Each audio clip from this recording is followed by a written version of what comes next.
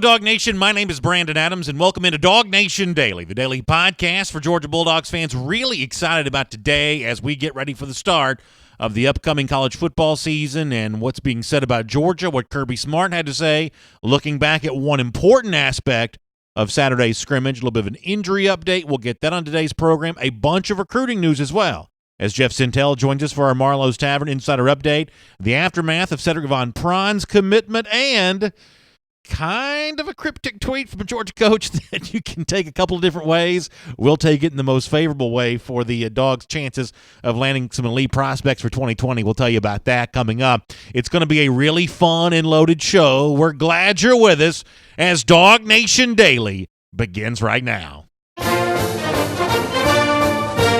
Presented by DawgNation.com, this is DawgNation Daily, the daily podcast for Georgia Bulldogs fans. Here's your host, Brandon Adams.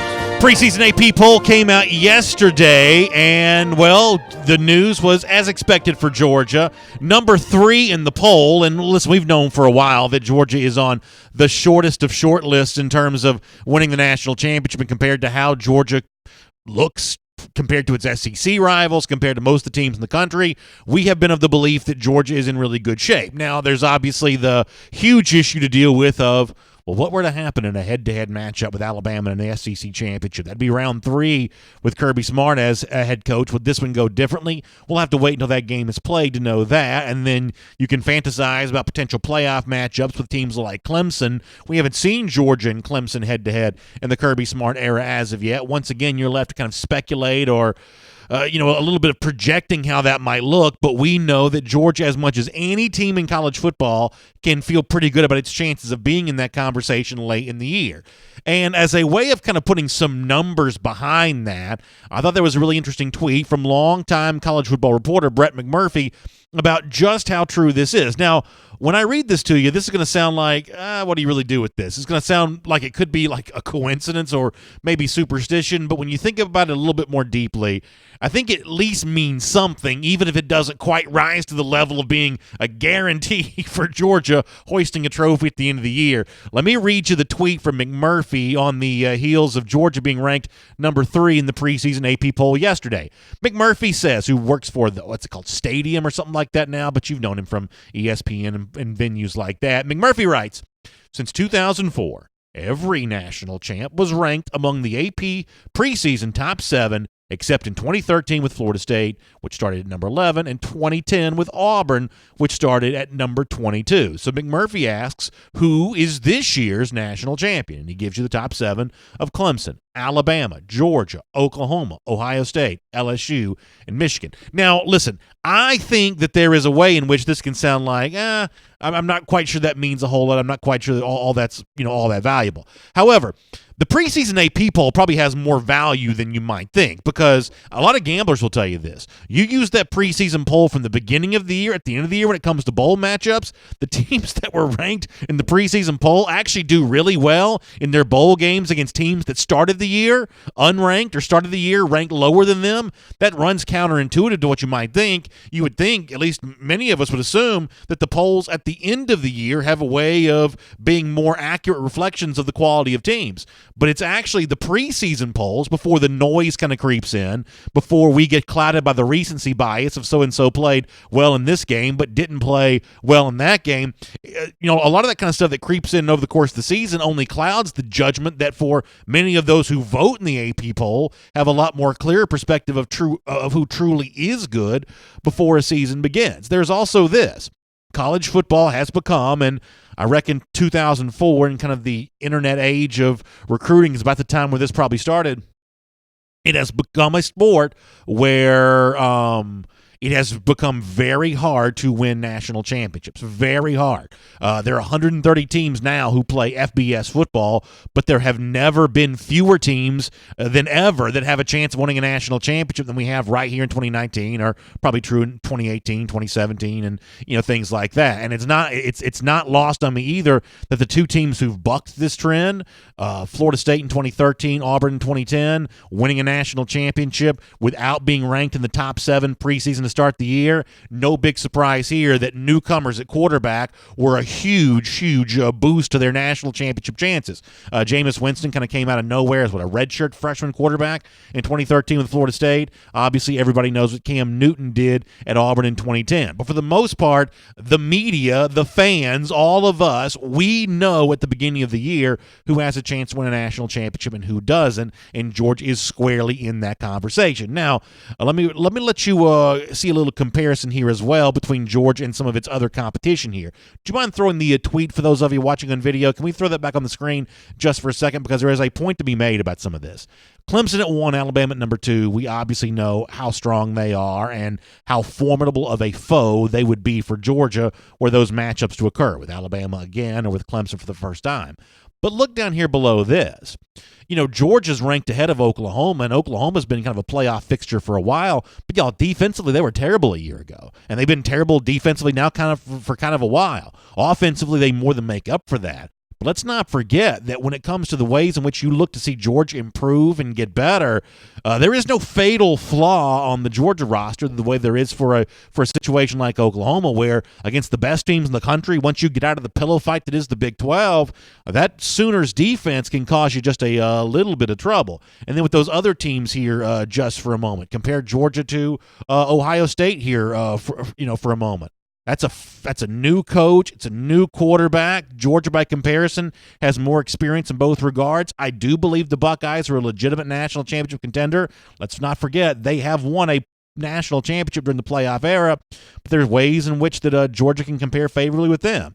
Michigan, I think there's justifiable reasons to think that's going to be an improved team. And yet, listen, the Jim Harbaugh recruiting machine has fallen off just a little bit compared to what it was when he first showed up there in Ann Arbor and was rattling a bunch of sabers and making a bunch of noise. They haven't exactly been stockpiling talent at quite that same way since then. Also, there's LSU here at number 6 in this conversation as well in terms of preseason AP teams. I've been telling y'all now for a while, pay close attention to those Tigers coming out of Louisiana. I do think they are a realistic shot to win and be in competition for this championship as well. In fact, they are my pick to win the SEC West. But with all of this said, Georgia ranked at number 3. Predictions for national championships, we talked about that yesterday. Numerical data to suggest that Georgia may be even closer to a national championship than some of its critics might seem. You know how all of this sounds to Kirby Smart. Kirby Smart's going to reject all of this. He's going to push back on all this. In fact, if you want to go back as recently as the early portion of the summer when he sat down for a radio interview on WJOX, there were already some preseason predictions coming out then, and Kirby Smart had kind of a tongue-in-cheek response to that I believe he would still echo today if asked about the same topic once again. Here's what Kirby said about preseason predictions back then. So Kirby, do you appreciate the pressure that comes with the job, what you've created for yourself? And the reason I bring this up, AL.com yesterday did 5 bold SEC football predictions. They've got you guys beating Alabama in the SEC championship. Congratulations. That's a big win for you. Yeah. But do you appreciate the pressure? It's the only way we've been able to beat them so far. So. No, I don't get into the predictions. I think they sell. I think it's great for the media, and it's great for the offseason for everybody to talk about. But our predictions are we got to go practice, play good, and get a good football team, good product on the field. So that's what we're working on right now. So listen, let me see if I can sum up all this conversation by saying it this way. What Kirby says right there is obviously true. Any kind of preseason prediction has to be validated by what happens on the field, and for Georgia in particular, there is a major foe in Alabama in a potential SEC championship matchup where to occur that has to be vanquished here. We all get that. We all know that. But Georgia is also in a pretty favorable and unique situation of being one of the teams that can win a national championship. There have never been more teams in the history of college football that start the season knowing that their ultimate level of achievement, their ultimate ceiling for success is something below the national championship. Luckily for Dog fans and luckily for Smart and the UGA players, Georgia is not one of those teams. You've got to be in it to win it, as the saying goes. And when it comes to the scenario for the national championship conversation in 2019, Georgia is definitely in it, and coming up on August 31st, we'll start to find out about the Dogs' ability to actually go out and win it on the field once those games start being played. Hello, Dog Nation. My name is Brandon Adams, and this is DawgNation Daily, the daily podcast for Georgia Bulldogs fans. Good to have you with us, no matter how you get to us today.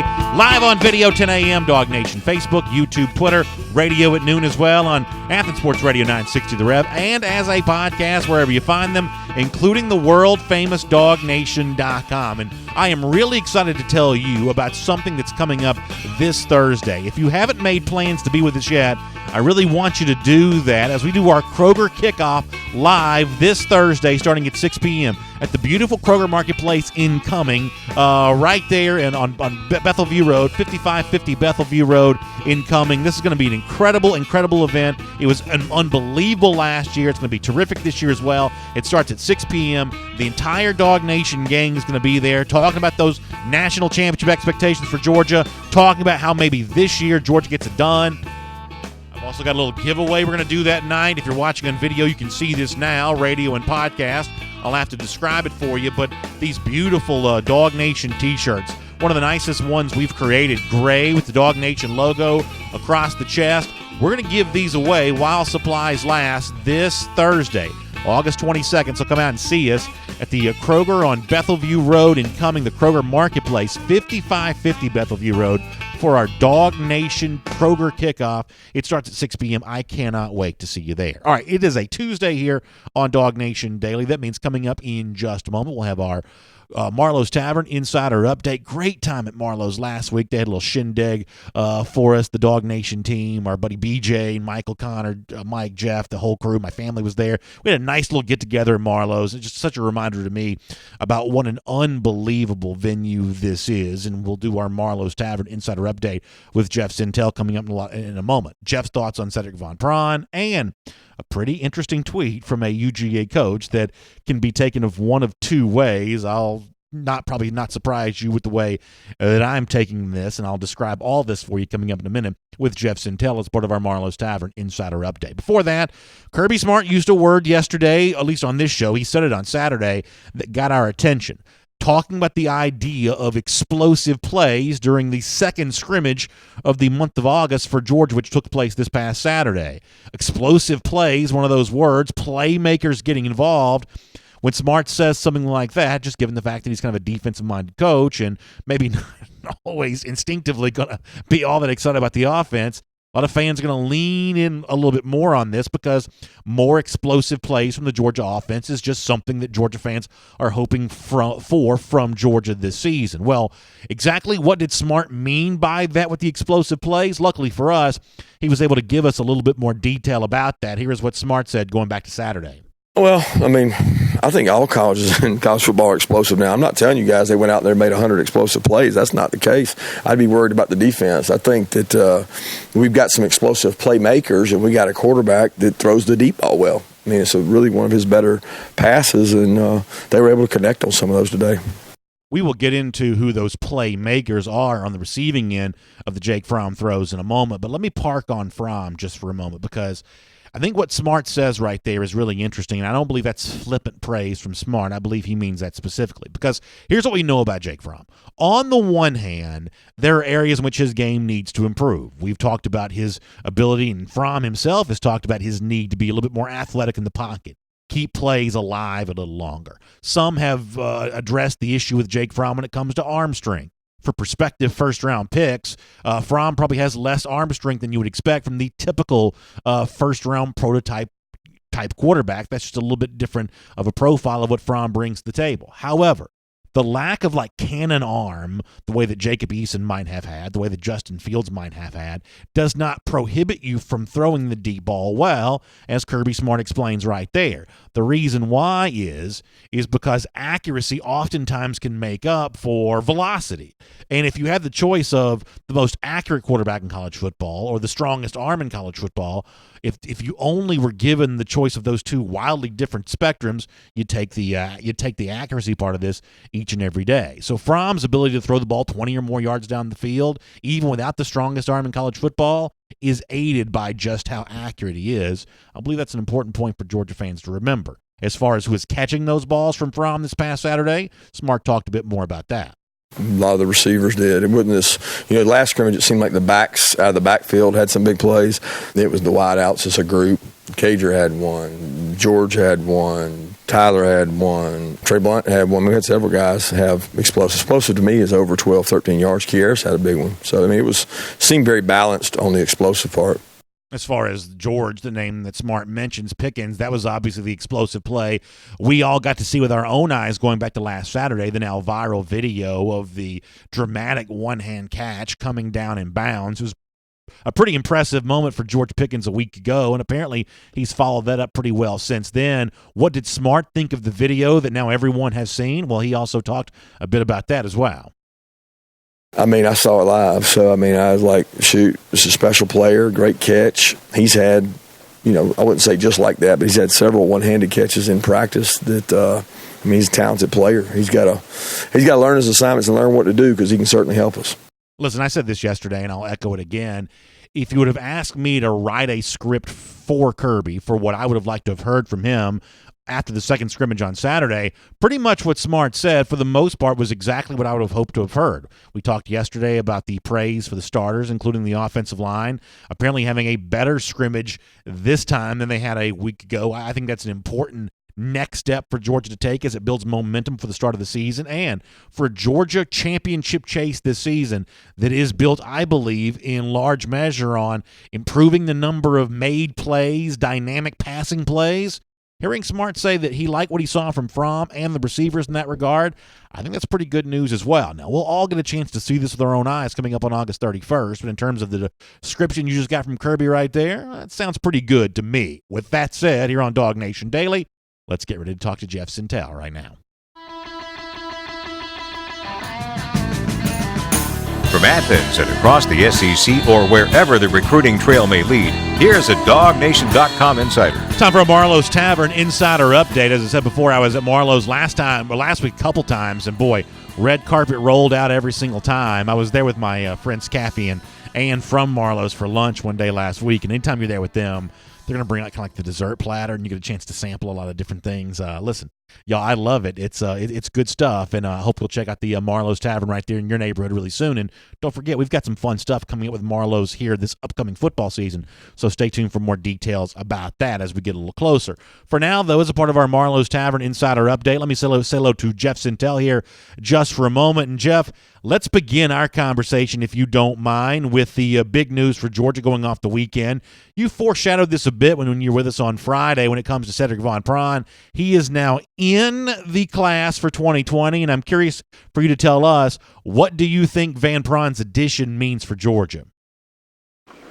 Good morning, everybody. And I think it really cements and anchors down the offensive line front for Georgia. Van Pran Granger wants to be a center. That's how he's being recruited, to be a center, to be an anchor position. And I know how your mind works, buddy. You start sitting there and you're going, okay, Trey Hill spends his second year this year, third season is 2020, then he could possibly jump to the league, and then all of a sudden, quite possibly all of Georgia's starters for 2019 across the front could all be playing in Roger Goodell's league. So who's the next center up for Georgia with that one? It's now Cedric Von Pran Granger, who's been rated as the number one center by Rivals.com. About 6'4", about 305. He tells me that doesn't plan to take any more visits. Will only take the official visit to Georgia. Still plans to do an All-American game, and also cannot enroll early. So the future of the Georgia line, I think somebody on Twitter or somewhere on one of our forum message boards says it looks like Georgia will have a great offensive line until the cows come home, and that's just about right. And I talked about that a little bit yesterday. For me, that's the most interesting part of this, what it does potentially for Georgia's future, because we've seen examples in lots of college football situations, Georgia included, where that ability to remain strong and a strength, sometimes you have some gap years in between that. It's been true for Georgia at the quarterback position over the years. It's been true for Georgia at the running back position over the years, where replacing great players in a position group, sometimes it takes a little while for that next group to get up to speed. But Sam Pittman, at least in my eyes, appears well on his way to being able to, if Georgia does lose 4 offensive linemen off this current offensive line at the end of the year, in terms of competitive situations for guys to step into those roles next season. You'll have that at tackle with Mays battling some of the young guys, Salyer, if he stays at right tackle, battling some of the young guys. You're going to have that with the future of the interior offensive line once Trey Hill leaves. It looks like Sam Pittman, as well as any recruiter I've ever seen for Georgia, is replenishing the coffers to make sure that when we get to sort of Great Wall offensive line 2.0 and 2.1 and 3.0, right now there seems to be no end in sight to the number of bodies that Pittman is both capable of bringing in and able to throw at this problem in the future, which I think it's a lot more difficult to do than Pittman makes it look. Yeah, Brandon, that's something I'm kind of working on this week on the back burner with something I'm working on. And it's kind of just like why Sam Pittman is as good at what he does as he is. And I was at the Augusta Bulldog Club on last Thursday, and somebody asked a question about Pittman and why is he so successful. And my answer, I kind of started to think about his batting averages as a recruiter. And I can only think of I think the number's probably around 800. I can only think of maybe like Kelly Leak and Bad News Bears type stuff, because I can only think of a few names that he has went for and missed on, and it hasn't been a whole lot since the 2016-2017 class with all those as well. You look at a guy like Andrew Thomas, I think that was Pittman's very first 500-foot home run on the recruiting trail, and he has just continued on from there. And I don't think the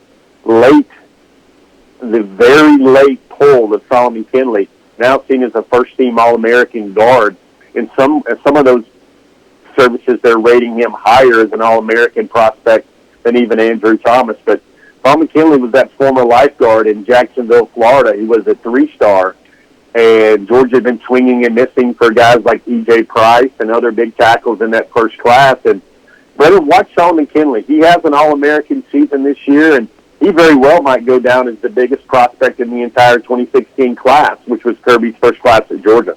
Yeah, it's exactly right. It's amazing how his stature has grown since he's arrived, and it does bolster the claim that Kirby Smart can make to future recruits about player development. The same way we've seen 3-star guys in the defensive secondary go on to become big-time names in this sport and prospects for the NFL. You can point to guys on the offensive line like Kinley and say something kind of close to the same thing. You mentioned before about the guys that Pittman's targeted and got, the fact that he hasn't missed on all that many. At one point in time, though, it did look like the offensive line class for Georgia in 2020 might look a little different than it's currently going to look. At the time when Georgia seemed to have its sights set on Andrew Rame to go along with the rest of this group, it was discussed of could this be the best collection of offensive line recruits for any program ever in any individual year. You'll replace Rame now with Chad Lindberg out of Texas, and I'll pose the same question, Jeff, in terms of trading out Rame for Lindberg. What does that do in terms of the perception of this overall group of offensive linemen for Georgia in 2020 and how it compares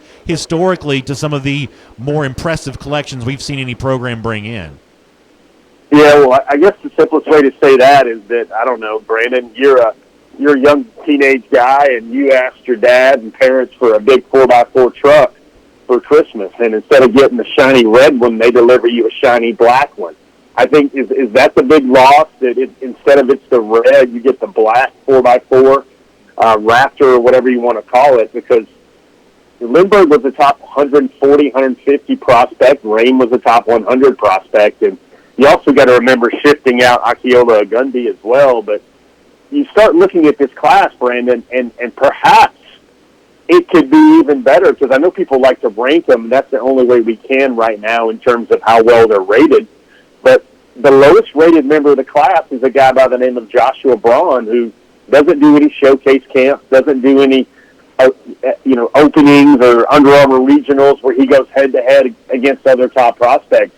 He is a old-school player who believes football film is his DNA, and that's the number one method for evaluation. And he's a guy that if you get him in a room with other elite offensive linemen and ask him to block other defensive linemen, I can make a clear case that nobody in that Georgia 2020 class is as prepared and ready to excel in college football as Joshua Braun. Yeah. His two brothers were 3-year starters at Georgia Tech. This is a young man that can do just about everything. I mean, he is a true...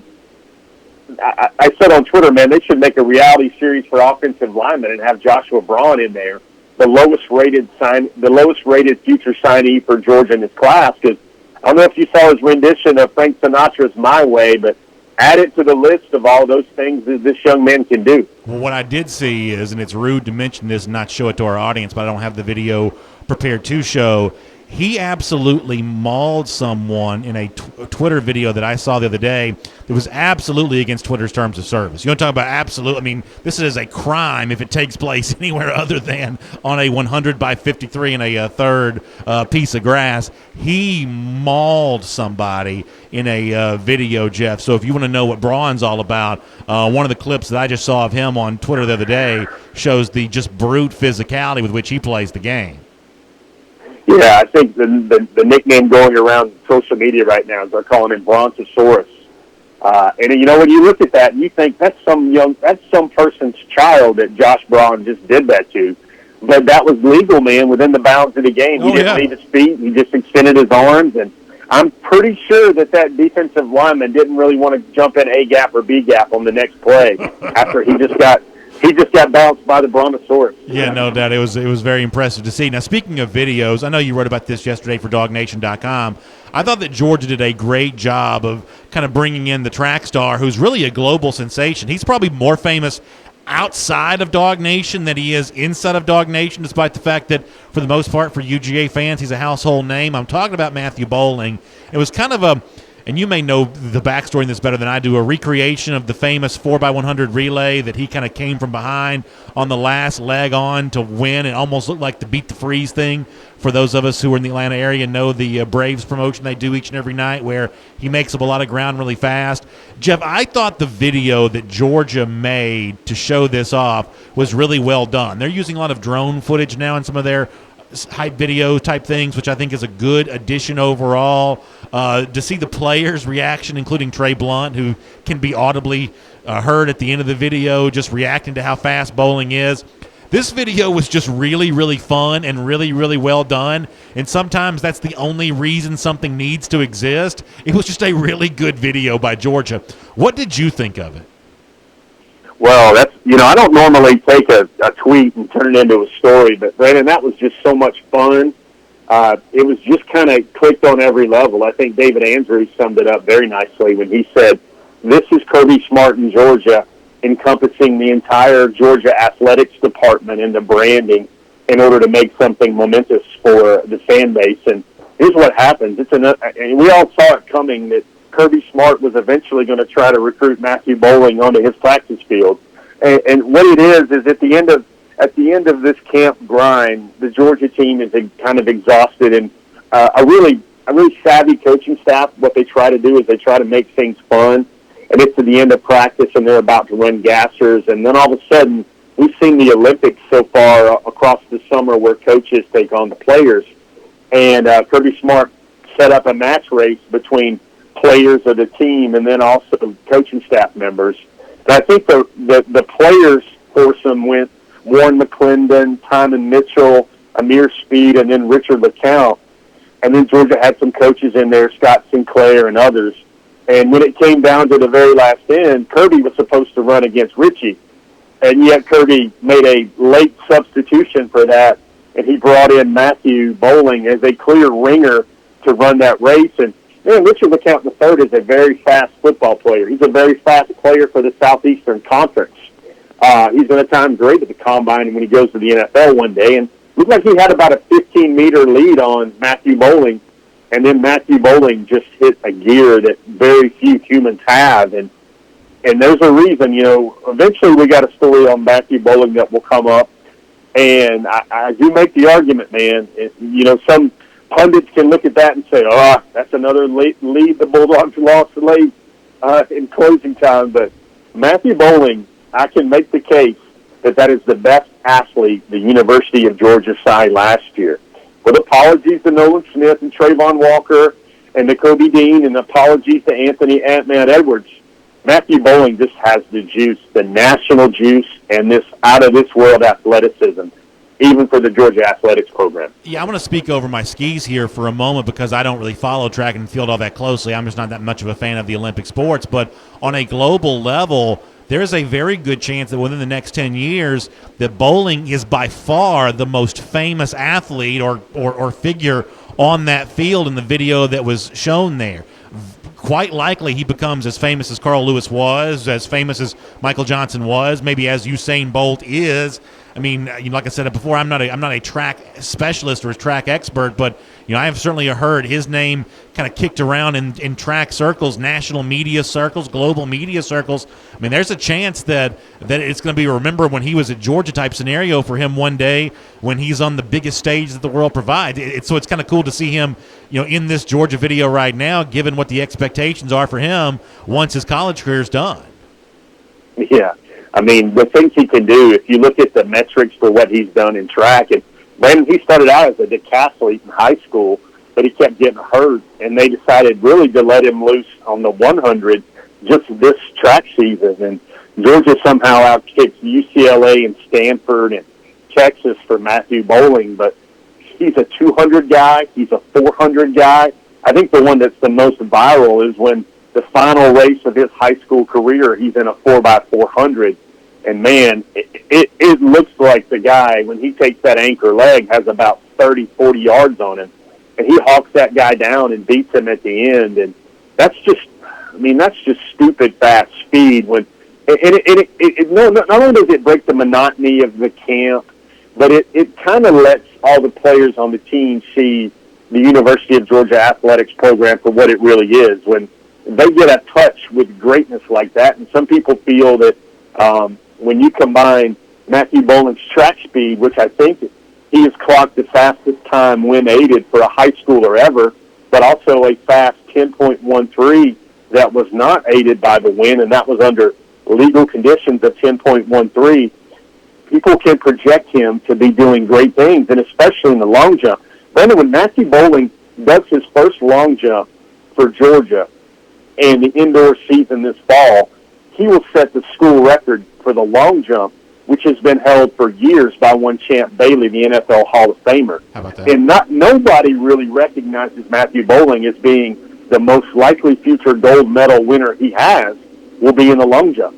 Really, really interesting stuff. It's our Marloes Tavern Insider Update with Jeff Sintel here as a part of DawgNation Daily today. And don't forget, we got patio season coming up at Marloes Tavern as we head towards the fall. DawgNation's got some big events coming up there because when the sun is down, the energy is up at Marloes. It's always a room with a view. It's chef-inspired food with a twist. It's craft cocktails. It's sitting back, relaxing, enjoying the hospitality that Marloes Tavern brings to the table. So check out the tavern right there in your neighborhood, and you'll see what all the fuss is about, what Jeff Sintel and I always talk about. We talk about the fun and good times we've had at Marloes Tavern. You can check that out for yourself and see it for yourself. Jeff, let me do one more thing before we let you go. And admittedly, I'm going to read just tons and tons into a picture that doesn't actually have any words to read, but around here, that's what we do from time to time. UGA tight ends coach Todd Hartley last night, tweets out a picture of something that has nothing to do with football, at least seemingly. He's got LeBron James and Dwayne Wade celebrating a world championship with the Miami Heat. Now, Hartley may very well be a Heat fan, and maybe he's just reminiscing about the former Big Three there in Miami. But let's also be reminded here of what the dominant conversation around UGA's 2020 class has been now for a while. We had Kendall Milton talking about the idea of wanting to be a part of a super team and great players wanting to play together. When I think super teams, Jeff, there is no doubt to me that Miami Heat was the original super team, so to speak, in terms of these elite guys all wanting to validate themselves by playing with other elite guys. The fact that this comes from Hartley, to me, I'm going to read this in as this is Hartley suggesting, why not two great tight ends? Why not two dominant tight ends? I checked many of the replies to Hartley's tweet, and that's the way that most of the audience who read it kind of took that as well. What do you make of the seeming cryptic message here from Hartley in light of what the super team narrative has been for Georgia as of late? Well, Brandon, first of all, I don't think you need your cryptic X-ray BA goggles to sift through a lot of this stuff right here. I think the first thing you could probably gather is maybe Brandon doesn't know what it is, but it certainly seems like good news for the University of Georgia. I wonder if you looked at those two guys and started calculating, okay, Dwayne Wade, his initials are DW. Is there anybody Georgia's recruiting as tight end with those initials? I wonder if you went that far off the plank with your hopes for that.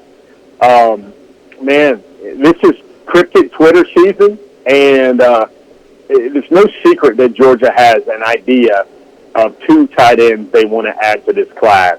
And there's 3 names that Georgia wants to add for those 2 tight ends. And I think maybe the most symmetry that people could draw from that gift without trying to go too far out of bounds here is this is an example of 2 great players choosing to play together and hoist a trophy afterward.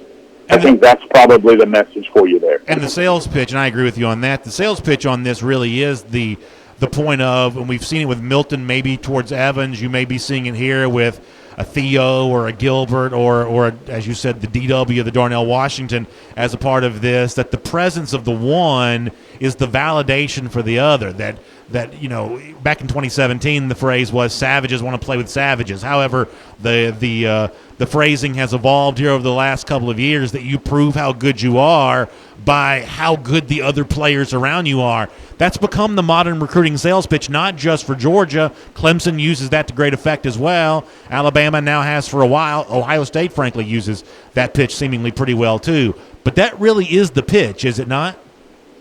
Yeah, Brandon, I probably don't need to tell you exactly what I think it is, but I'll tell you what I don't think it means. And I don't think that's Todd Hartley celebrating a victory and a championship for the coaching staff with Matthew Bowling against the players in the 4x100 relay race at the Spec Pounds track. Now, crazy X-ray goggles Brandon might even look at that and say, okay, we got 2 6'6", 2 6'7" guys raising the trophy. That probably fits the prospect foot of the Georgia tight end room as well. Yeah, I think that's really fun to see, and I feel quite confident that if Georgia were to sign a Theo and a Darnell, or a Gilbert and a Theo, or a Darnell and a Gilbert, I feel pretty confident that regardless of the national championship that Georgia might win before 2020, I would feel pretty confident this program would be in a very good position to be able to hoist one of those again maybe and go on a little bit of a Miami Heat type run where they'd be able to flex in that magnitude for the 2020 class. That will indeed be a fun story to watch. It's our Marloes Tavern Insider Update. As I said before, get your craft cocktails, your chef-inspired food right there at the tavern in your neighborhood. Get ready to enjoy patio season. Sun goes down. People watching, never going to be better than it is right there. Good-looking crowd at all the taverns, including the one right there in your neighborhood. Can't wait to see all of you at a Marloes very, very soon as we roll through the start of the 2019 football season. Jeff, thanks for being with us here today as part of our Marloes Tavern Insider Update. We will look forward to reading more from you at DawgNation.com. I know you've got a really fun piece on a 2021 prospect coming out soon. I can't wait to check that out. And, of course, you're dropping in those bite-sized pieces of Syntel Intel at the forum each day at forum.DawgNation.com too, Jeff. I hope people will check that out for themselves as well. We appreciate your time. Hey, Brandon, one ad-lib off script.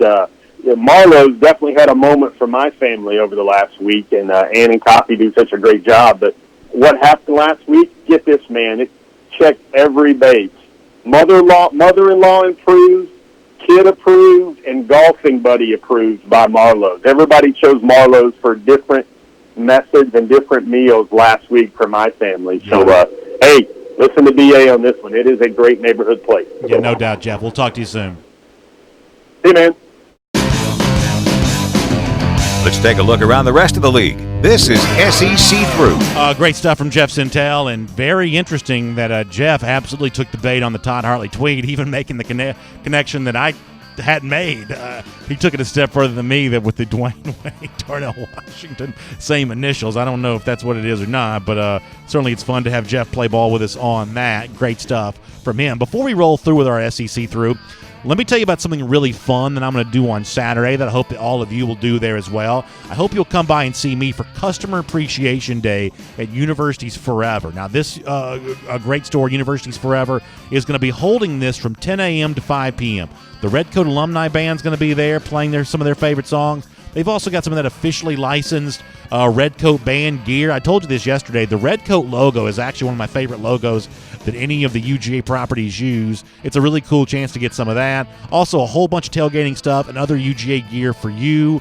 Really good prints from a great photographer named Scott O'Neill. You want something to hang in your office or your bedroom or basement, wherever, involving UGA. That's going to be there. There going to be food trucks on site. I'm going to be there this Saturday from 11 a.m. until 1 p.m. at Universities Forever there in Cumming. You can find out more information and like the Facebook page by going to universitiesforever.com. That website, once again, universitiesforever.com. Let me also go ahead and give you the address. I want you to put this in your navigation. Come see me this Saturday at 11. It's 2080. That's 2080. 2080 Ronald Reagan Boulevard in Cumming. 2080 Ronald Reagan Boulevard in Cumming. This Saturday, 11 to 1 for me. Universities Forever for their really fun Customer Appreciation Day to kick off the 2019 season. All right, with that said, let's do the SEC through. Let's talk a little bit about the AP poll that was released yesterday. I made mention before of the teams in that top 7, what Brett McMurphy said about that kind of being the threshold for who wins a national championship, who doesn't. We'll see if that changes this year. Obviously, other SEC teams in the mix here. You got Florida at 8. I've told you before. They are, in my pick, going to be the team that is ranked in the top 10 that finishes unranked. Really interesting to hear how much talk there's been on this the last 24 hours. We've been on this now for months. Some of the other media folks starting to get involved with this a little bit right now. How about Texas A&M coming in at 12th? You know the significance there. That's a team that plays Georgia and Athens come November. By then, A&M will have been through a gauntlet of a schedule, so it could be their ranking looks a lot different by then. But remember, preseason projections in the AP poll have a history of turning out to be more right than you might realize. So on paper, before we're clouded by the recency bias of a difficult schedule, a lot of these AP poll voters, wisdom of crowds potentially, telling you this A&M team's a pretty good team on paper.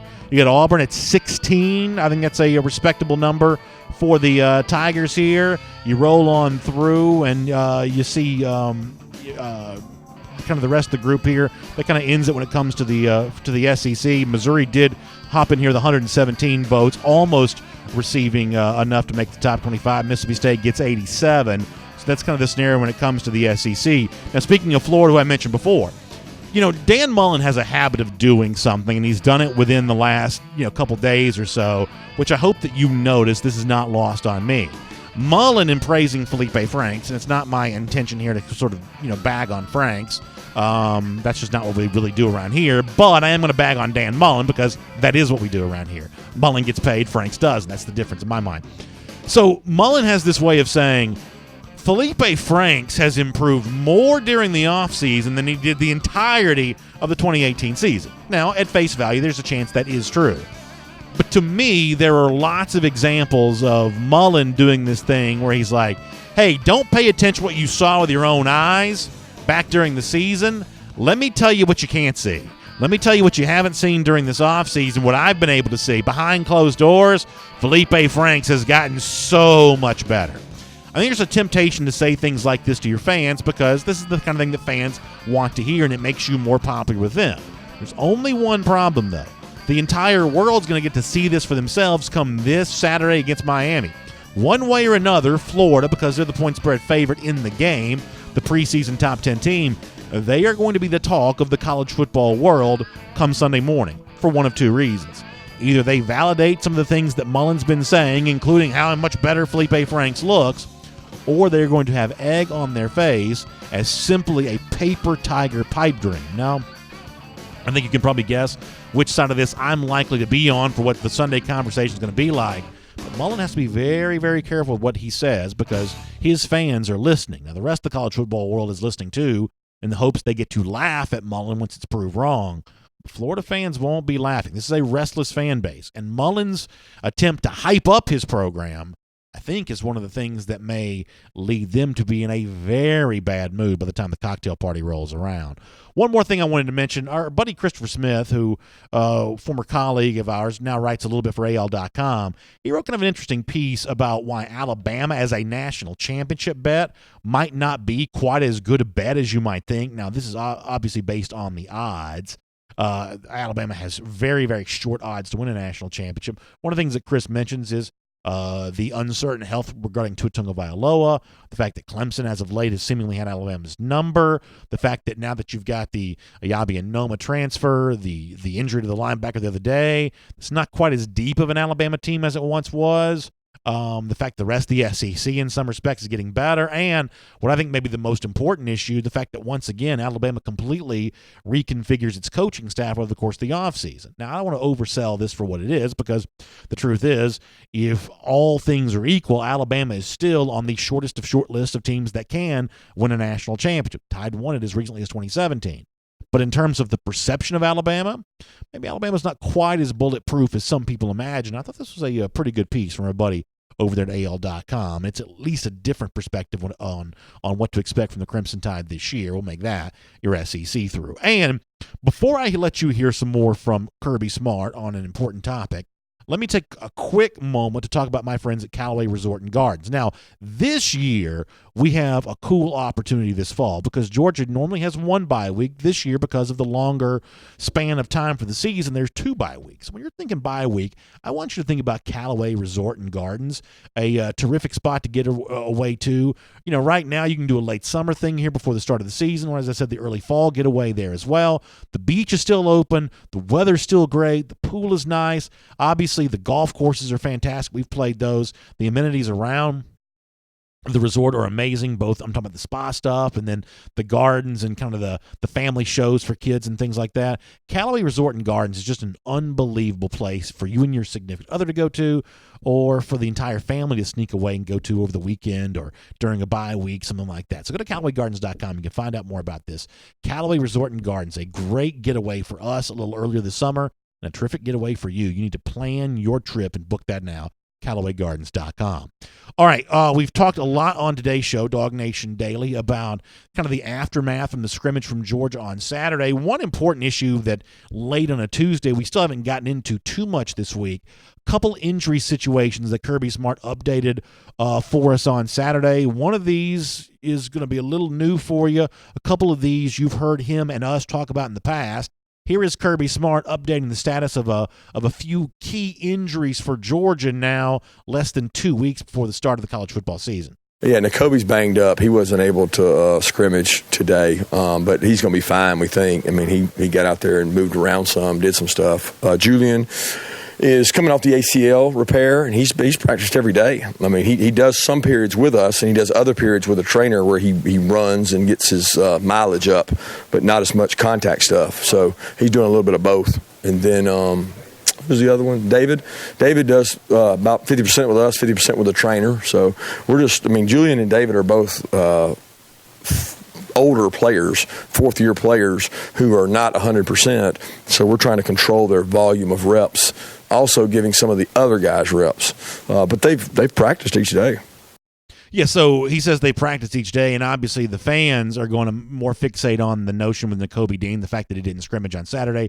The truth is I don't have any reason to believe that's necessarily all that significant, all that reason to be worried about right now. I assume Nakobe will eventually be fine. In other words, I'm going to take Kirby Smart at his word on that. It's the Rochester and Marshall thing that causes me to get more attention. The fact that the stuff they've been dealing with going back to spring practice continues to linger with them. I guess the procedures they've had, the recovery they've been going through, the fact that lingers for them does give me some concern a little bit about the Georgia defensive line. I just feel like that those two veteran guys, assuming they can be fully healthy to contribute for you most this year, I think it potentially changed the tone for that group. Obviously, Rochester was a huge prospect coming out of high school, and many people have the hopes that this final year for him in a Georgia uniform is the year when it all kind of comes together and kind of all falls in place. But he's going to be fully healthy for that to indeed be the case, and Marshall much the same way. Having a chance to speak to him back during the spring, there wasn't a strong indication from him about when he'd be back fully healthy.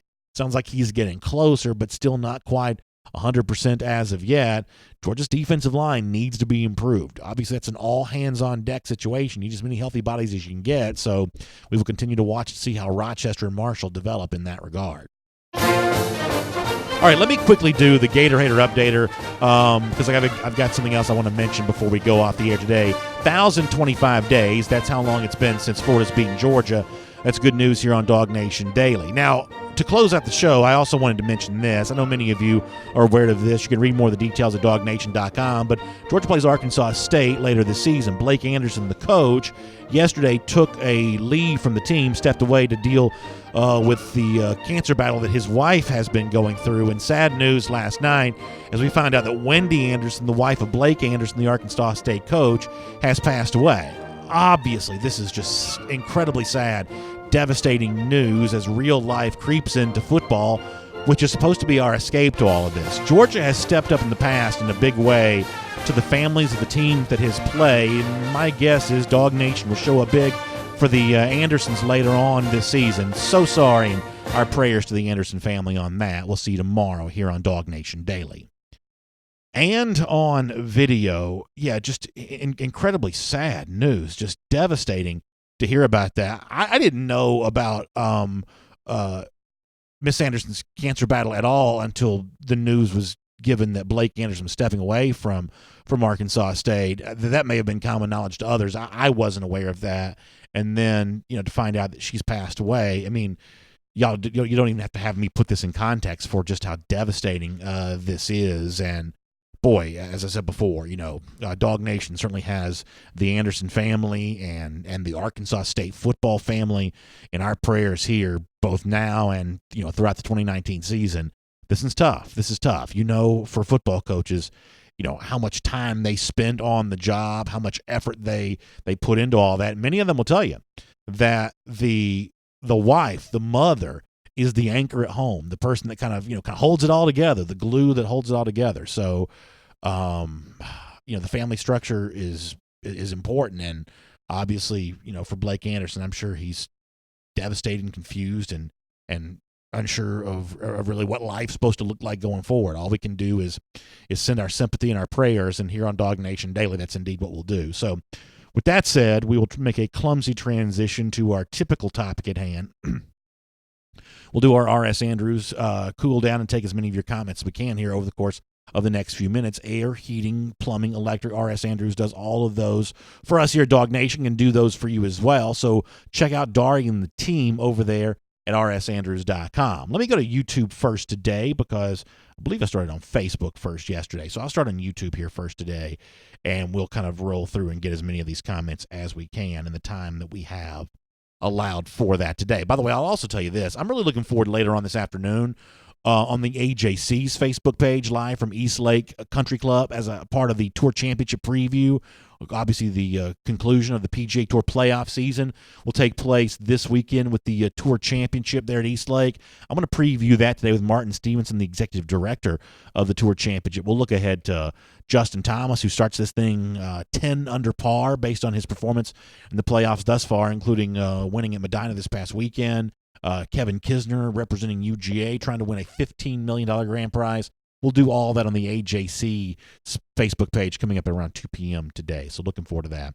Rodney Hewitt says on the subject of the defensive line, don't sleep on Wyatt and Walthour.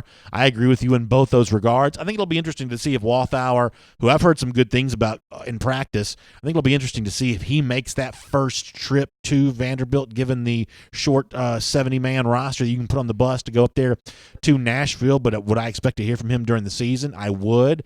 Devontae Wyatt, I do think, is among the key pieces there for that defensive line. So even without Rochester and Marshall, there's a chance that Georgia's fine. But those two veteran presences I do think are important. And at a certain point in time, it's kind of been sort of quietly addressed, the fact that the injury situation for both those guys has seemingly lingered a bit. So at some point, you'd like to hear some good news on that. Danny Blackman says, good morning, BA. Darnell Washington is going to be a dog, foreshadowing potentially for Washington, and also a call back to the conversation that Jeff Sintel and I were having a moment ago as part of our Marloes Tavern Insider Update. So, obviously, Danny feeling pretty good about that, and maybe Georgia fans will all have reason to feel good about that pretty soon. T.M. Williams says, UGA's line is better, and our defense line will be better. Defense as a whole will be better. Get some, he says. So a lot of confidence in the comment section here today. Jay Bolton says Harrian's put his time in, and I do think that much the same way we saw Elijah Holyfield earn opportunities last year because of his experience in the program up to that same point, I think that Harrian's going to be in the same kind of spot this year as well. I do think just he's been in the program longer even than DeAndre Swift has. I think that matters for him this year, and I expect Harrian to be one of Georgia's 3 leading rushers this year. That's been kind of my prediction on that.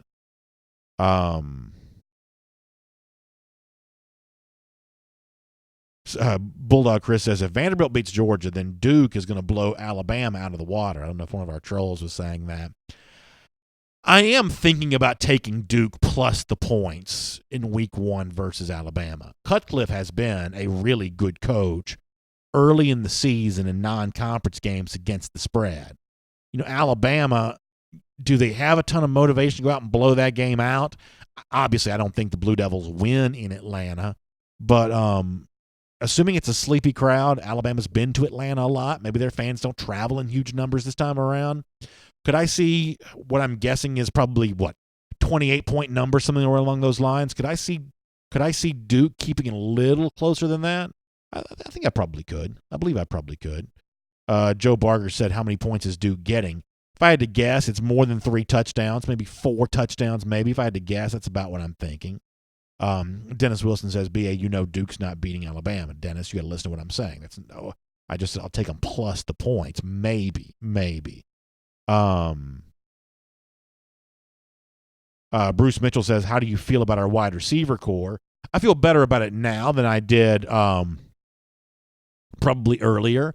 I think it's very easy to assume this Georgia receiving core will have at least as many receiving yards as last year's did. So in terms of replacing Holloman, replacing the 3 guys gone to the NFL, I think Georgia doing that is actually a fairly realistic objective. However, as I've also pounded the desk on now for a number of months, winning a national championship, I believe, requires a much greater level of wide receiver production than what Georgia has had under Kirby Smart up to this point. Can this group provide that?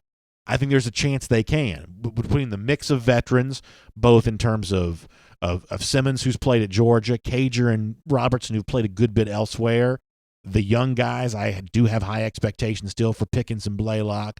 I feel pretty good about that. The thing, though, that has probably increased my level of comfort with this core, expectations for this group, is the fact that thus far, those spring suggestions that Demetrius Robertson would be a different player in year 2 at Georgia than he was in year 1, those seem to be accurate.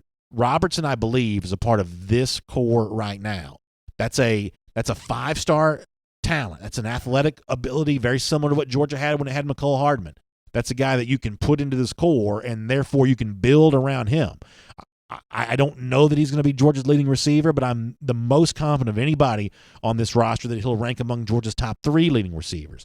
He is a bit of a sure thing to me right now, or at least a supposed sure thing to me right now, which means you only have to find a couple more guys to have a pretty nice receiving core. So because of Robertson's seeming ascendance, I feel better about this group now than I would have a few months ago when that wasn't quite as well known. Remember, we didn't see him at G-Day, for instance. Ronnie Hewitt on YouTube says that James Cook is tailor-made for Coley's offense, and by the end of the year, I believe Zamir overtakes Harrian. So Brian could be the odd man out by year's end. He's number 2 to start the season, though. Ronnie, you're probably right to assume that once the season begins, all bets are off, that we can have all kinds of movement within the depth chart once the season begins, that there's a very good chance that happens. However, you seem to echo my thought that to begin the year, it's going to be Harrian's job to lose. He'll start the year off, as you said, as that number 2 guy, kind of along with DeAndre Swift. I don't think you can discount the same way that Holyfield used his experience to his advantage a year ago. Harrian might use his advantage that same way this year. Now, because of Cook's ability to catch the football, because of the fact that Cook actually averaged more yards per carry last year than Harrian did, does he make good with the opportunities that he gets? Does he leapfrog in? I think there's a chance that occurs. The other thing is, and I don't like saying this, but it is true, we talk about 5 backs on this show. We talk about Swift, we talk about Harrian, we talk about White, we talk about Cook, and we talk about McIntosh. If all 5 of those guys play this season, all 5 of them are going to play at least some, the chances of Georgia finishing the year with all 5 of those backs is not that great. I mean, running backs just get hurt. Georgia's done pretty well with running back injuries for the most part, with the exception of Swift, who was seemingly banged up to begin last year because of the groin situation. For the most part, Georgia's kept healthy running backs now for a couple of years. But, running back injuries are just a part of the sport. They are a given when it comes to college football. So with that in mind, unfortunately, as much as we don't like to think about this, the Cook opportunity when it comes may very well come because of injury. The McIntosh opportunity, if it were to come, may very well become because of injury. A White or a Harrion leapfrogging DeAndre Swift, if that were to occur, that may come because of injury. I'm not telling you that, you should be happy about that, because obviously injuries don't make anybody happy. But injuries are a part of the game, especially at running back, because of the physical nature of the position in the SEC. So the real thing that could end up, playing, apple turnover with the Georgia running back pecking order is the likelihood that at some point in time one of these guys is going to get hurt. WTSS says, is anyone worried about our quarterback room next year? From leaves. I understand where the worry is coming from, and obviously it's the kind of thing we've openly speculated about here during our R.S. Andrews cool down in the past. I think now, though, my assumption is going to be that 2020 is going to somehow take care of itself, and there are a lot of options that Georgia has, whether it be a freshman like Carson Beck who's ready to start, an extra year of a guy like Dwan Mathis who's all of a sudden more fully developed. I feel better, actually, about Stetson Bennett as a prospect than I once did. I'm not telling you that he's an SEC starter. I don't know that for sure, but I feel better about him than I once did, potentially being in that role. One thing you can't really do is talk a whole bunch about Bennett's size being a detriment when you've got really some quite short quarterbacks starting in the NFL now. I saw some of the preseason stuff from Kyler Murray the other day, and I'm not telling you that Bennett's Murray, nor am I telling you that Murray's going to be that great in the NFL, because he didn't have a very good preseason game in what I saw the other day. But he is not tall. So we may be in an era now where tall quarterbacks don't matter as much as they once did.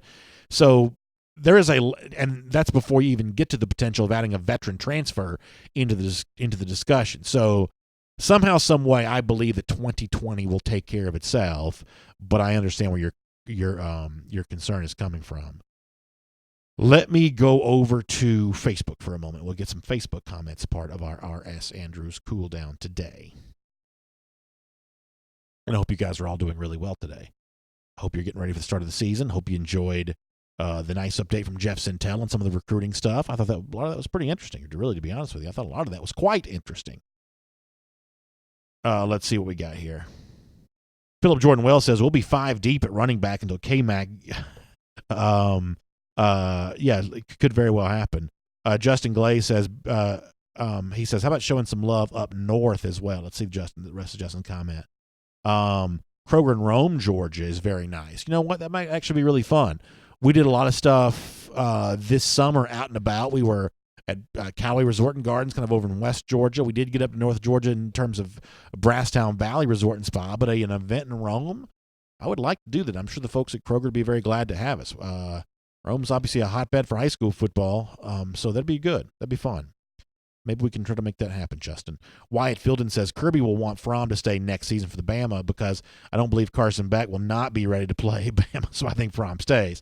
I'm sure Kirby would love it if Fromm were to stay for a 4th year, but if you've got the opportunity for generational wealth, 8-figure money, which a first-round draft pick gets, I don't care who wants you to stay or how much Fromm might secretly want to stay. That's a hard thing to say no to. That's a very hard thing to say no to. I agree with Kibo Weir, who says it's selfish for us to even want these kids here for 4 years unless the scouts don't see anything. I think Kibo's right about that. When Georgia lost McCole and Riley Ridley and Isaac Nauta and those guys from back in this past season, you didn't hear me complaining too much about that. The thing that as a fan I'm going to be worried about, I'm going to be complaining about, is when I don't have elite players coming into the Georgia program. That's the moment when fans ought to be complaining. I don't believe that fans should ever complain about guys when they choose to leave, even if a signature figure like Fromm were to leave after this season, or Andrew Thomas, who likely will leave after this season. Those are all SEC level, in Thomas's case, all American level player who maybe exiting your program, but who you bring into the program is always more important than who exits your program.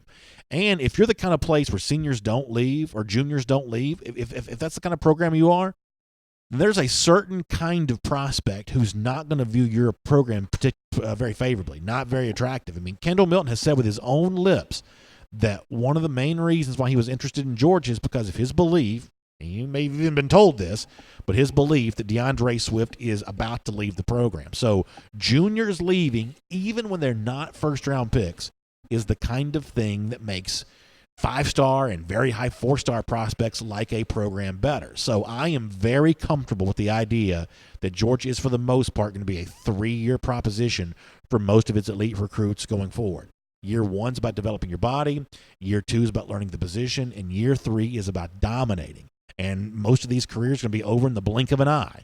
But I am very okay with that accelerated cycle because I honestly believe that's the best pathway to make sure you remain competitive over the course of the long haul. Georgia was senior-led in 2017, but the future championship opportunities for Georgia I do not believe are going to be quite as senior-laden. With all this talk about Fromm and him possibly leaving, I'd just like to bring up the fact that everyone's top, or the guy who everyone NFL scouts had earmarked as the top draft quarterback in the 2019 NFL draft class, he ended up staying for his senior year in Justin Herbert. He was a guy who almost definitely would have been taken ahead of Daniel Jones, who the Giants took with the number 6 overall pick. And he was a guy wanted to stay in Oregon for another year, he's from Eugene, he's a Oregon product, wanted to, help bring the program back to sort of a national level and leave it in a much better place than when he found it. And there are, some similarities there between Fromm and Herbert. Now, Herbert also has his brother come into play with him this year, whereas Fromm's brother is actually at Auburn. Is that thought to be the reason why Herbert chose to stay? Because of his brother, that did play a reason. Because, while I don't follow the collective bargaining stuff quite as closely, I mean, isn't there also a thought among NFL circles that we may see record numbers of juniors leave this year because of the perception of a shutdown coming the following year? The next year, you're a year early on the cycle. Okay. All right. So that'll be worth, I guess, paying attention to then as we get a little closer to that. Shelton Tucker says that Fromm's not ready for pro football. He needs another year. We obviously follow the Fromm part of this quite closely. So what I'm about to say may be colored by the fact that I'm just so close to the situation. I've said this to y'all a million times. I don't remember too many quarterback prospects who have been dissected quite as much as Fromm is, with certain people getting diametrically opposed points of view, between some who believe that Fromm may be the best quarterback available where you leave after his junior season, and some like the commenter here who says that he's not quite up to par, not quite up to standard for a typical first round pick. And my answer to all of that is that the junior season is going to be really telling. If it's a duplication of his first 2 years, I believe that Fromm will go down as a very good quarterback in Georgia history. But if he progresses as much in his junior season as he did statistically from his freshman to his sophomore season, then this truly can be considered a great college quarterback and a frontline first-tier NFL prospect. But the junior season is going to be what determines that. Even if he stays for his senior year, Fromm will prove his greatness one way or another in his junior year because he's not going to be, good. Senior year, he's lighting the world on fire. If he is an all-time great quarterback by Georgia standards, if he is a first-round talent by NFL standards, even if he stays as a senior, he's going to prove it over the course of the next 14 or 15 games this year. Mm-hmm. Let's see what else we got over here, Facebook-wise. While I'm looking for a comment, Connor, you got anything on your mind today? Let's see. There was one good comment by GB2. Fromm will be back. He'll want to beat his brother twice. He's got a brother who's going to be a tight end at Auburn this year, and presumably next year as well. Yeah, a lot of folks talking about Fromm here. Zinti Zelo Allen on a different topic, though, says, are we recruiting Malik Carr as a tight end or a wide receiver? That would be a big win for us. I'm guessing they're recruiting him as a tight end, and I don't know how Carr fits into Georgia's plans in comparison to a Theo Johnson, a Darnell Washington, a Rick Gilbert, the names we talk about more. I know that Georgia has been thought to be in the mix with Carr. He's even made some strong suggestions of that on social media, but I I won't pretend to know where Carr ranks on Georgia's board right now. I think in a typical year, I think Carr would be viewed as among the top tight ends in the country. We happen to give a little bit more attention at times to guys like Washington, Gilbert, and Johnson just because they are such rare specimens for that tight end position. But my guess is that Georgia's recruiting him as a tight end. Connor, you have any thoughts on Malik Carr? I believe he's former teammates with Dwan Mathis, played up in Oak Park. I believe I'd also heard he's down to a top 2 of Georgia in Purdue. So it'll be interesting to see sort of where he ends up and if Georgia, right now it seems like, reading the tea leaves from Jeff, Washington, Johnson, and Gilbert are sort of their top targets at the position. And, if they miss on them, you might start looking at a guy like Malik Carr, a guy like Cam Large. Former Intercontinental Champion Pat Patterson in our Facebook comment section brings up kind of an interesting point that leads me to think something else. He talks about the possibility that if Fromm were to stay for senior year, he'd play with Zamir White for 2 years, which kind of leads me to ask this. When you think about Jake Fromm 15 years from now, 20 years from now, when you, as an older guy then, you look back on yourself as a younger guy working at DawgNation thinking about Jake Fromm, do you think there's a chance, and I guess it depends on what happens this year, so obviously there is a chance, that Fromm will be more remembered playing with running backs other than Nick Chubb and Sonny Michel? No, because Chubb and Michel were that good. They're the number. I mean, and I'm not saying Zamir can't do this, but Chubb and Michel left as the second and third all-time leading rushers in Georgia history. It's hard to top that. What if Georgia – I get what you're saying, and the Rose Bowl will always be this incredibly memorable game. Hard to imagine even in a national championship year, Georgia will have a highlight game better than that Rose Bowl game was, which will also impact the way that Fromm is remembered for having played with Chubb and Michel more so than the others. But what if it's a national championship? And what if Fromm were to stay as a senior? You really don't think there's a chance that a Zamir DeAndre Swift combination or a Zamir anybody combination, James Cook combination, you really don't think that combination overtakes our mind of who Fromm played with? No, because Sony and Chubb meant so much to that Georgia program. You may be right. And helping it sort of, get to this current elite level now. By the way, shouts out to Pat Patterson, who also got my Intercontinental Champion joke. I'm glad to know that Pat was a good sport about that. Thanks so much. Rio de Janeiro, Brazil, by the way, for Pat Patterson, the first Intercontinental Champion. Interesting trivial note, and I will get back to football after this. There actually, it was supposed to be a tournament that he won in Brazil. There was actually no tournament. They just gave him the title and said it took place in Brazil. That's part of the great wrestling history. Shelton Tucker says Swift might even return as a senior. Have a hard time believing that's the case. And if it were the case, with all due respect to DeAndre Swift, who I love, it would hurt Georgia recruiting, much the same way the rumors of Holyfield supposedly returning for his senior year that ended up not being true, and for all we know, planted by a Georgia rival. But nonetheless, if Swift were to return for senior season, I do believe that would hurt Georgia recruiting. And I don't say that to push Swift out the door or wish him out of the program any sooner than he will leave. But my assumption is that Swift will leave, and it actually, as I said a few minutes ago, it benefits Georgia recruiting that would be the case. Also, the value that these running backs are able to provide for their upcoming teams is the fact that they have carried the ball so little. They arrive fresh. They arrive in good physical condition, and the more you hang around college, the more that changes. Swift is one of those guys who's either a first-round pick or he's not. And I don't know that you play your way into the first round by coming back for your senior season. Now, I won't pretend to know if Swift's going to have that first round potential or not. I don't know.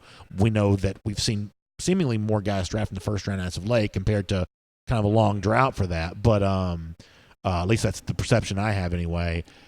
So I don't know if Swift is a first round pick, but if he's not this year, I don't know that he worked his way into that for next year, especially as the backfield gets more crowded. There is one comment I want to pick up on with. G. Gray said if Fromm leaves, Georgia will get destroyed when it visits Tuscaloosa next year.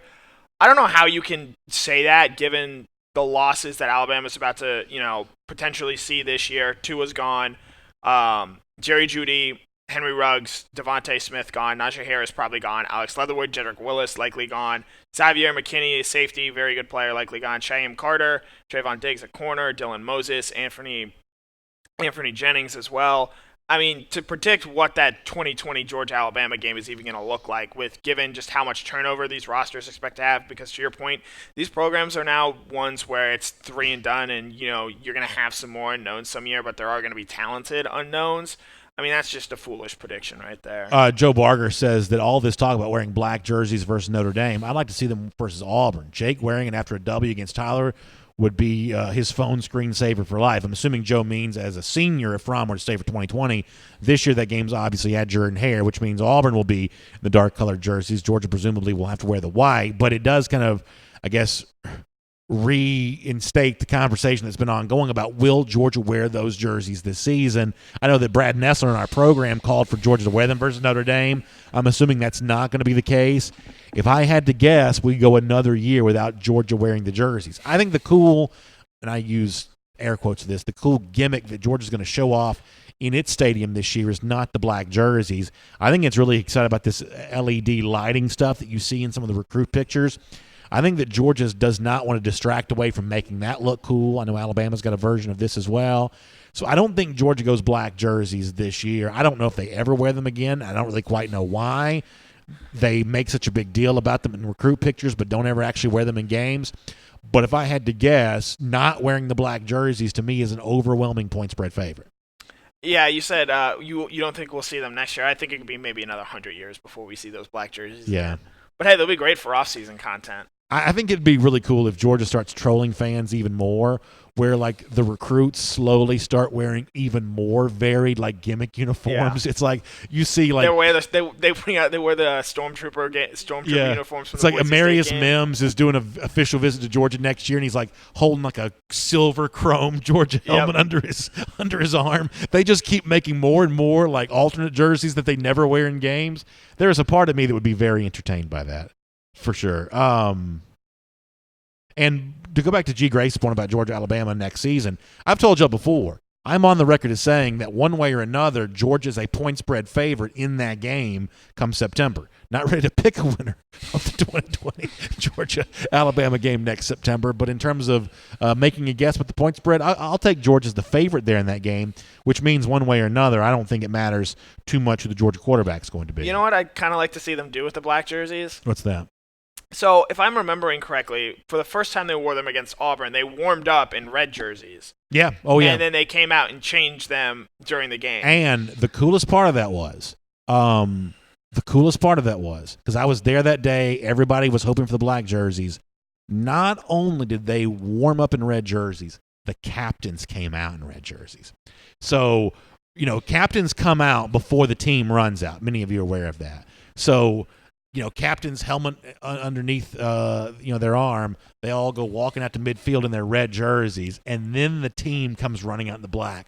That, to me, is – I know it's a gimmick, and I know blah, blah, blah, blah, and I'm like the old fuddy-duddy half the time that doesn't even like stuff like this. But when the captains came out in red jerseys and then the team ran out of the tunnel in black jerseys, I get chills even now thinking about that. That was really well done. So, I think what Kirby might do is come out in black jerseys for warm-ups and then put on the red jerseys for the actual game. That's pretty good. I could also see Georgia doing this. Black jerseys with street clothes for the national championship parade. Like never wear them during the season, but it's like jeans and black jerseys on the, open air vehicles they drive through Athens for the national championship parade.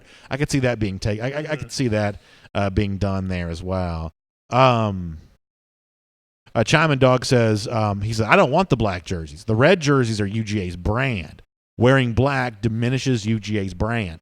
The funny thing is, Chime, I'm a little bit of a hypocrite on this because for the most part, I kind of agree with you. There are a lot of teams when you turn on and watch them play college football. Ohio State's an example of this. When you turn on to watch them play football, it takes a second to even know who you're watching. Like Coca-Cola and Budweiser and these big national brands, they would never do this. They would never create a can that you couldn't recognize what it is. But some of these teams, when you turn on the TV, you don't know who you're looking at. And I do think that diminishes those brands. So for the most part, I'd argue that Georgia needs to remain brand consistent.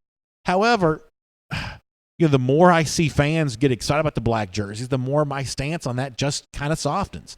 I wouldn't want to see Georgia wear a different uniform every week.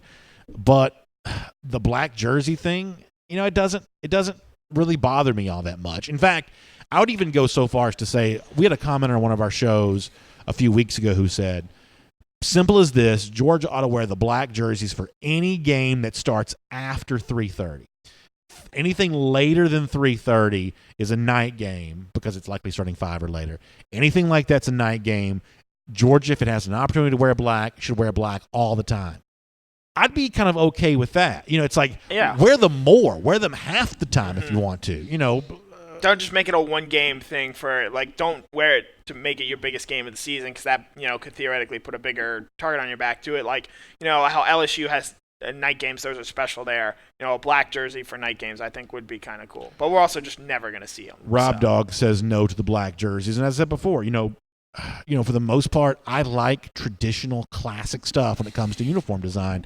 But I have been kind of softened over time because of how excited everybody else kind of gets about them. What if Kirby promised that if the fan base got in line and I realize the fan base doesn't have much to do with the actual decision, but that Georgia would wear black jerseys the first time they play Florida at home if everyone got in line and agreed to move the game out of Jacksonville. Wow. You think it's a divisive issue now? Just wait. What if that be the case? What if Kirby Smart came out and campaigned for that? Because right now the assumption is he wants the change and maybe can't quite get his way. And what if he just came out and just said this? We'll wear black jerseys. That would be a very interesting sway of the public opinion. That's a really good point. Mike D brings up an interesting point on YouTube, and after this, I'm going to go back to Facebook for a moment. Mike says that he and Enrique Murillo were talking, and I guess as it stands right now, Georgia is slated to play 4 ranked opponents according to the AP preseason top 25. Yep. He says there's a really good chance, though, that Auburn and A&M won't be ranked when we play them because they'll have played difficult schedules by the time November rolls around. So we need these East teams to step their game up. So, Mike, there are a couple different ways to look at this. Based on how the AP poll looks, you're right. There's a chance that Georgia may not play a ton of preseason AP top 25 teams. However, other ways of sort of measuring schedule strength, like the way the ESPN FPI does it, based on the statistical value of each of these teams, Georgia has the number 5 strength of schedule in the entire country, according to ESPN's FPI. So the Georgia schedule is strong, regardless of how many of those teams are ranked in the AP. Case in point, when Georgia plays A&M, come November, there is a better chance than not. I'm going to try to say this clear, and Connor, you can see if you agree with me. There's a better chance than not that Georgia's playing the number 12 team in the country, regardless of what A&M's record is. Yes. A&M does not get worse just because it loses games to Clemson and Alabama and teams like that. What A&M likely is in terms of a projection is more accurate now than it will be in November when they're like 7-3, or whatever their record's going to be. Well, and the thing to remember with A&M is when Georgia plays them, well, yes, it's the next to last week in the season, they will not have played LSU by that point. That's a good point. So as tough as A&M's schedule is up to going into that game, they realistically should enter that game with 2 losses, 3 at most. So, a 7-3 team going through that SEC West schedule, let's even say, throwing a loss to, pick your team, Mississippi State, Auburn, whoever, that's still going to be a top 25 team at that point in the season. Now, will there be a bunch of media goofballs that try to bang on Georgia if it doesn't have a lot of ranked opponents? Probably so. Of course. But here's what I'm going to tell you, and this is not just me touting for Georgia. I mean this for all teams. The numbers that matter most once you get into a season are the efficiency metrics and the overall strength of your opponent, not necessarily what some goofball for the Des Moines Register thinks about Texas A&M. All About the Waves though does mention the likelihood that the first team out of the top 25, Missouri, is likely ranked in the top 25 by the time that game is played with Georgia. And I said this yesterday. I'm a little surprised that Missouri didn't make consideration or make the top 20. They were considered make the top 25 as it is. There are a lot of people a little higher on Mississippi State than I am there as well. Mississippi State was ranked in the coaches poll, right?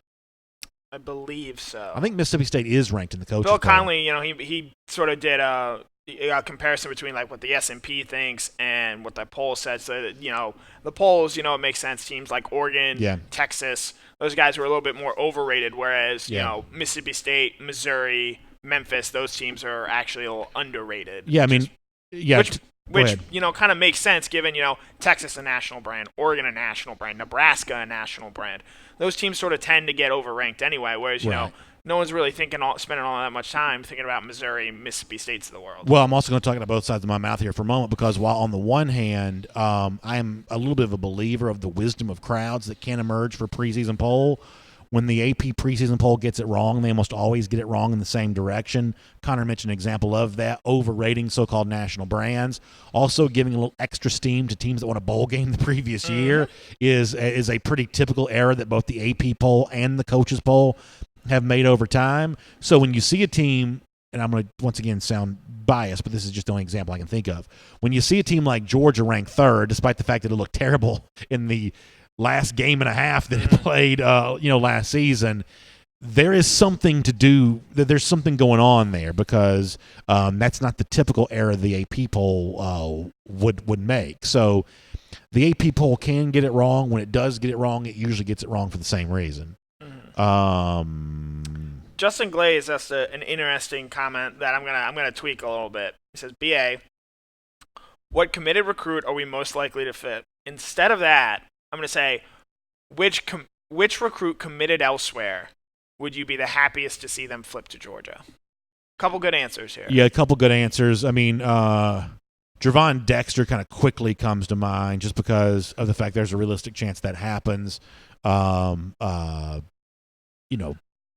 Taking another player from Florida would be obviously a lot of fun for Georgia fans. The other thing that comes to mind here as a consolation prize for what happens if Zachary Evans doesn't work out the way that you want it to, active aggression against South Carolina for Marshawn Lloyd, active aggression against Auburn for Tank Bigsby. That'd be a pretty nice flex. I'm sure I'm leaving someone out. Who am I leaving out? Maybe Elias Ricks? Ooh, that's interesting. I just don't believe that's happening. And listen, Jeff's got good sources on this, and obviously one of Jeff's potential sources has been pretty open about saying about his affection for Elias Ricks. But I mean, do you really believe that's going to happen? When I look at the way that LSU has recruited Ricks, my assumption is that LSU has recruited him successfully. I think that LSU has done a good job with that recruitment. Now, if it were to happen, I'd be over the moon. That'd be a thrilling get for me.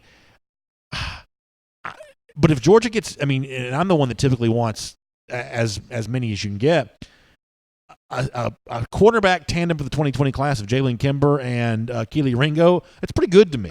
That's pretty good to me. Now, would you be more surprised if Zachary Evans commits and stays committed to Georgia and signs with Georgia, or Georgia were to land Ricks? Which would be more surprising to you right now?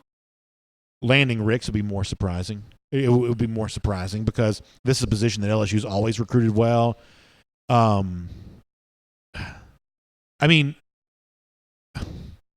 Ricks is a dominant player. You need an elite secondary to win the national championship.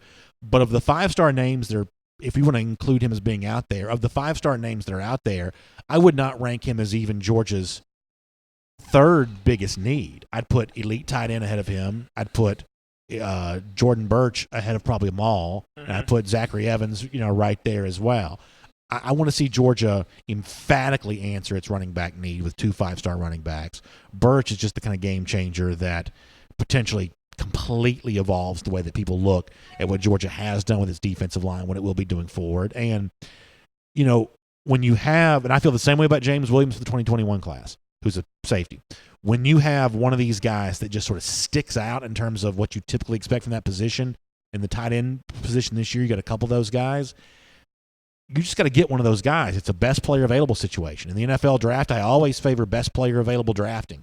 And, for Georgia, unique tight end specimen, that's what you need to get. And if we were truly drafting prospects, I would draft those names ahead of Ricks, even though I'm going to tell you that getting Ricks would be an incredible boost to Georgia's attempt to compete for national championships. I'd have at least 3 5-stars rated ahead of him in terms of my own personal wish list for UGA. So let's see. Pat Patterson also talking about Jalen Kimber, who I would say that some of y'all even follow this more closely than I do, but I'd say that Kimber's stock has really risen over the course of the summer, how he's performed at camps and things along those lines. He says, Keith Fold says, red jerseys and silver breeches against Notre Dame would nail our brand in stone. It's an interesting way to think about this. It may very well be the most watched game of the regular season. Now, by the time you get to November, you got playoff chases and things like that. So depending on how some of this kind of stuff falls, Michigan, Ohio State could be a big game, things along those lines. But when you bring two teams from different regions, both teams who've played in highly rated games over the last couple of years, it is conceivable that 8 p.m. on CBS, that's available in all 50 states. There are still some places that don't get cable, as weirdly as it sounds. There's a chance that Georgia-Notre Dame's the highest-rated game of the regular season.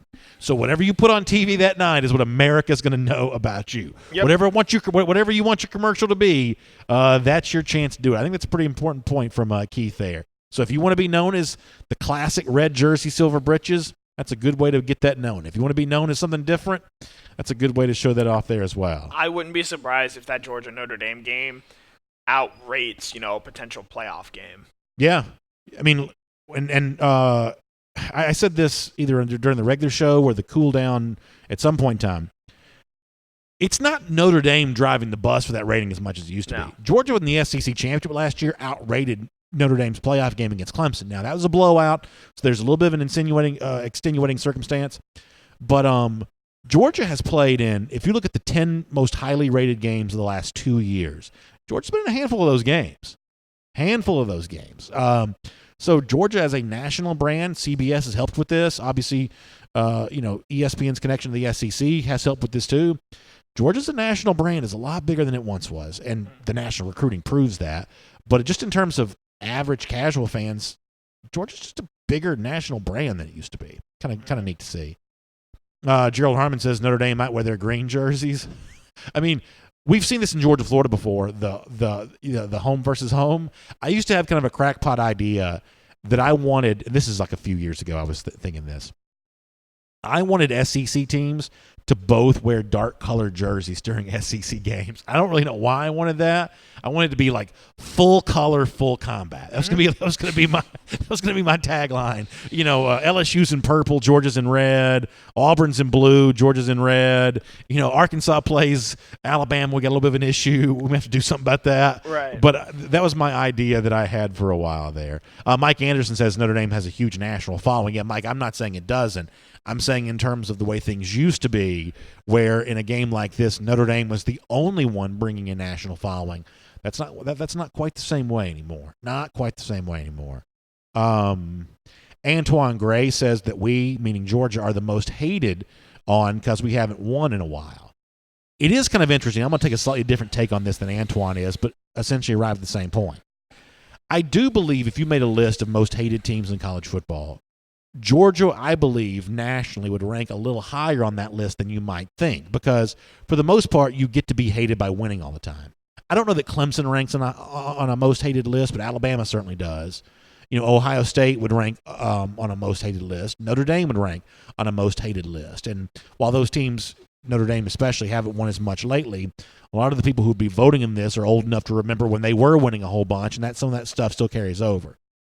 I think that Georgia would be at the very least, top 10, maybe even top 6, 7, or 8 of most hated teams in college football. They've kind of achieved that without winning the national championship that most teams would kind of need to be in that most hated group. Part of this is probably because Georgia has a lot of geographic rivals. Part of this is because Georgia fans are quite a special breed from time to time. But do you agree with me that Georgia kind of over-indexes on the hate scale?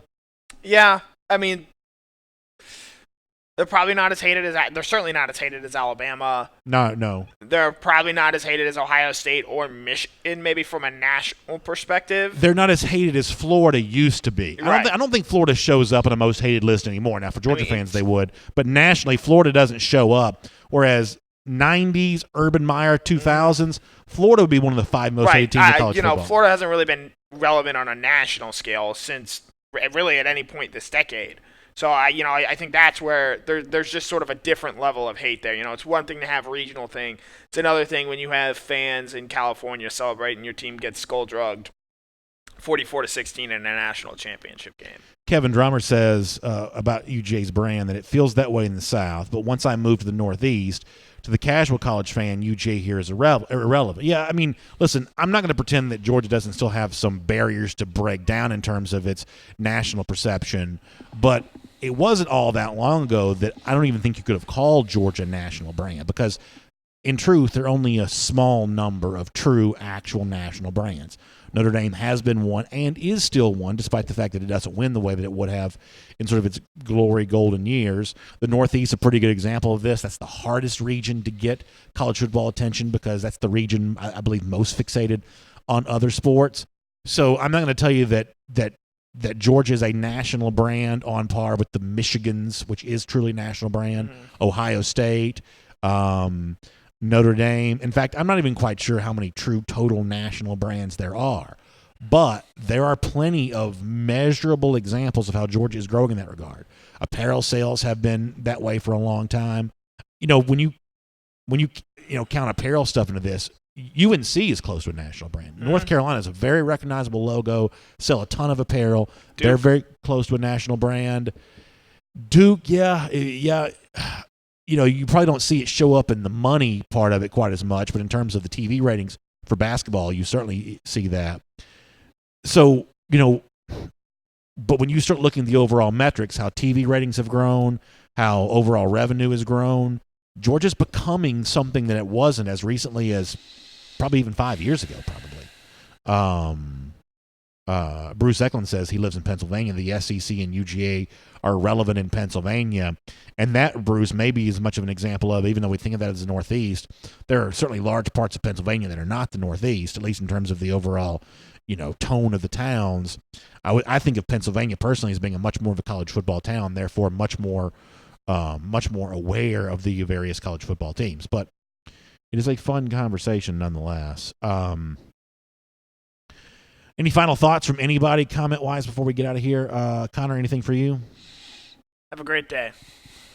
Looking forward to being with you on the AJC's Facebook page later on to preview the Tour Championship over at Eastlake. That's going to be a lot of fun.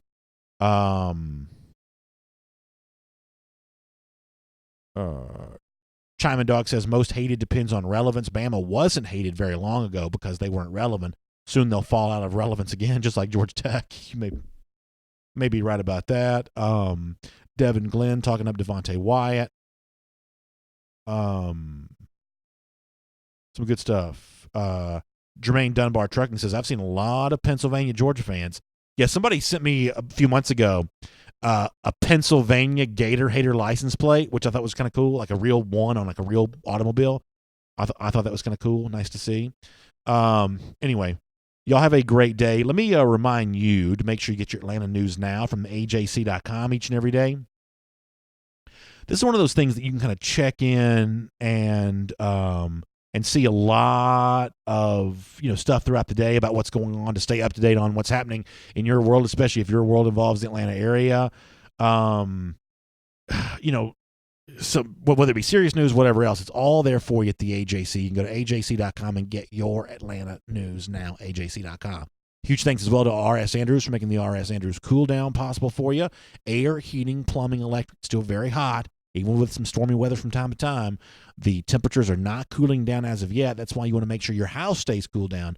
Use my friends at R.S. Andrews to do that for you. The $99 Smiley tune-up will get your system back to factory fresh specs and keep you nice and crisp and cool on these hot summer days and hot summer nights. I saw the tweet yesterday from the EPA or whatever talking about keeping your house at 82 degrees at night. That is not happening in my house, and I'm thankful for R.S. Andrews to make sure that remains the case. Y'all have a good day. We will see you back here tomorrow, 10 a.m. for another episode of DawgNation Daily Live. We'll look forward to talking to you then.